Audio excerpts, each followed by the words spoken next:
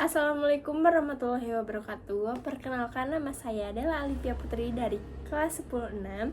Saya akan menampilkan pertunjukan wayang yang berjudul Perang Saudara di Bumi Mataram. Durasinya 7 menit. Sebelumnya saya akan memperkenalkan tokoh-tokohnya. Yang pertama ini ada Raja Samaratungga. Yang kedua ini ada Pramodawardhani, anak ke-1. Yang ketiga ada Balaputra Dewa, anak ke-2. Dan yang keempat ada Rakai Pikatan, dia raja. Dan yang kelima ini ada rakyat. Oke, selamat menyaksikan. Pada pertengahan abad ke-8, di Jawa bagian tengah berdiri sebuah kerajaan Mataram kuno atau Medang. Kerajaan Mataram kuno yang terkenal ialah Rakai Pikatan, seorang pangeran dari Wangsa Sanjaya, salah satu dinasti Hindu siswa terbesar di Mataram kuno atau Medang. Rakai Pikatan adalah seorang pangeran yang berambisi untuk membangkitkan dinasti Sanjaya serta menyatukannya dengan dinasti Syailendra, dinasti Buddha terbesar penguasa kerajaan Medang yang pada saat itu dipimpin oleh Raja Samaratungga pada tahun 792 sampai 833 Masehi. Istana Mataram kuno. Samaratungga mengeluarkan suatu keputusan politik penting yang ambisi Rakai Pikatan dapat berjalan dengan mulus. Aku putuskan bahwa yang akan menjadi penerusku, pewaris tahtaku, kerajaan Medang adalah anak pertamaku dari permaisuri Pramodawardhani. Keputusan sang raja ini menuai penolakan dari anak lakinya Balaputra Dewa, Samaratungga, dari Dewi Tara cucu dari Dharma Setu Raja Sriwijaya. Ampun ayahanda, Ananda kira ada yang salah dengan keputusan ayahanda. Di kerajaan manapun yang berhak menjadi pewaris tahta adalah anak laki-laki, bukan seorang perempuan, meskipun ia adalah anak pertama raja. Pramodawardhani yang sedari tadi hanya diam memperlihatkan jalannya percakapan antara ayah dengan sang adik.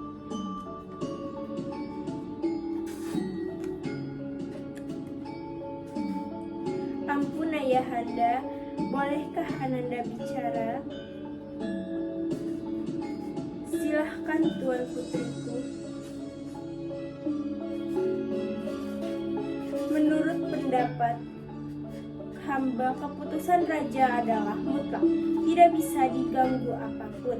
Samdo, Panditor atau raja tidak boleh ragu, harus tegas dalam mengambil keputusan dan tidak bisa menarik kata-katanya kembali. Hebat hamba, ayahanda perempuan pun mampu menjadi raja, apalagi hamba juga merasa berhak atas tahta sebagai anak pertama dari permaisuri. Kau dengar itu Balaputra Dewa, aku tidak bisa menjilat ludahku sendiri.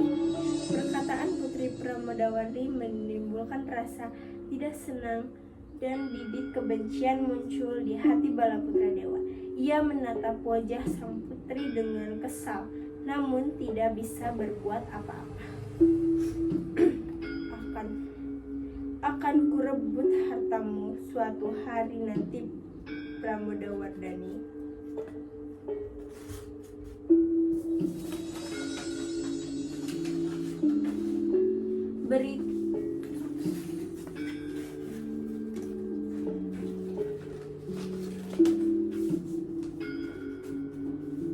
Berita pengangkutan sang putri sebagai putri mahkota terbesar ke segala penjuru kerajaan Medang dan sampai ke telinga Rakai Pikatan.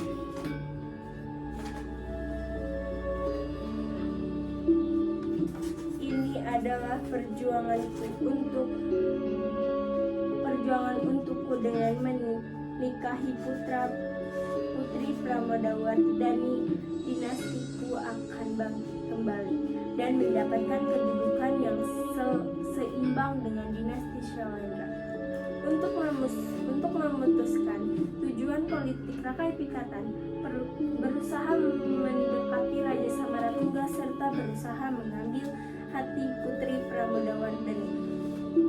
Selang beberapa tahun, usahanya pun menuai hasil. Pada tahun 832 Masehi, Rakai Pikatan berhasil menikahi sang putri mahkota. Beberapa tahun kemudian, setelah pernikahan Putri Pramodawardhani, Rakai Pikatan, Raja Samaratungga meninggal dunia.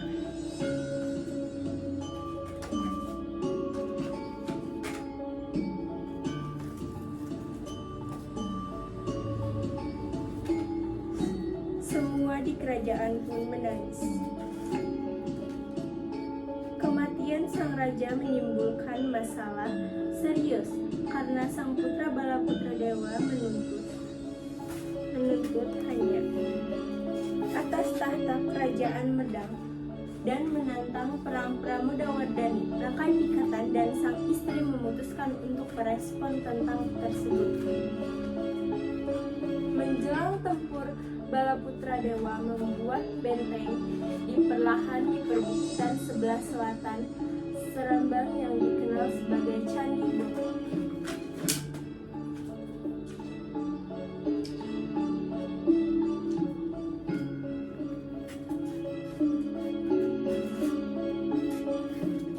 Perang pun dimulai. Serang! Pramodawardhani yang dibantu oleh suaminya, Rakai Pikatan, akhirnya mampu mengalahkan dan mendesak Balaputra Dewa, sehingga ia lari ke Sumatera. Di kemudian hari, Balaputra Dewa menjadi raja di Kedaulatan Sriwijaya, mewarisi kerajaan dari kakeknya dan Daharmasena. Kerajaan Medang yang dipimpin oleh Pramodawardhani dan Rakai Pikatan yang berbeda agama berdampak positif toleransi beragama antar pemeluk Buddha dan Hindu di Jawa kala itu. Agama Buddha masih lebih dominan daripada Hindu. Pada dekade awal abad ke-7, salah satu buktinya adalah Candi Borobudur, kompleks candi besar yang dibangun pada era Samaratungga yang diresmikan oleh Pramodawardhani pada tahun 824 Masehi. Pramodawardhani juga mengizinkan sang suami untuk merintis dibangunnya candi Hindu di wilayah kerajaannya. Sebalik, Rakai Pikatan pun membantu pendirian candi-candi umat Buddha, termasuk di wilayah Pelausan dekat Prambanan. Candi-candi Pelausan yang dipertuntunkan bagi pemeluk agama Buddha didirikan secara gotong royong oleh para pemeluk agama Buddha. Didirikan secara gotong royong oleh para penganut agama Buddha dengan orang-orang yang beragama Hindu. Dan setelah saya menampilkan pertunjukan wayang ini, sebelum penutupan saya akan merefleksikan diri. Oke, jadi ada kekurangannya. Kekurangannya itu sebenarnya masih banyak, cuman yang aku sebutin cuman yang ini aja ya. Yang pertama, jadi si wayangnya itu masih belum benar ditatanya karena susah, karena si wayangnya terlalu besar. Dan yang kedua, bacanya masih belibet banget, dan cara menatakan wayangnya juga masih kurang benar.